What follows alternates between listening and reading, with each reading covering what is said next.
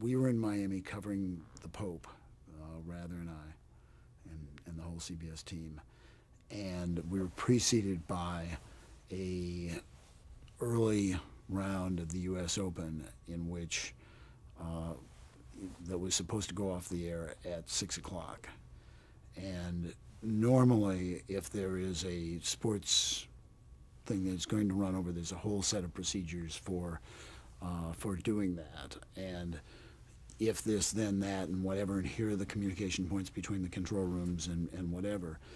And somebody in the network decided, this is such a good match, I want it to go on until it's over.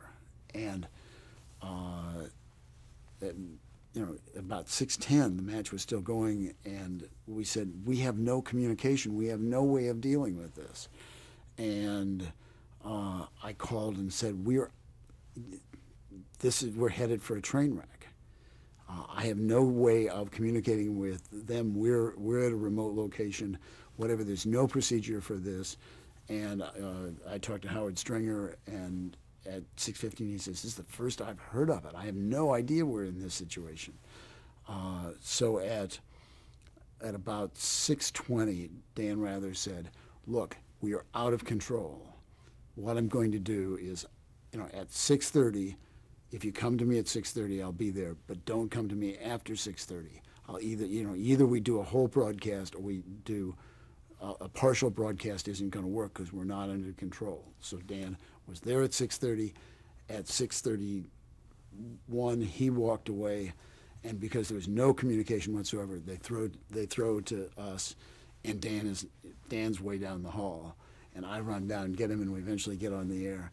But it was one of the most painful. You do not put black on the network without just having, I can show you the scar that runs all the way across there.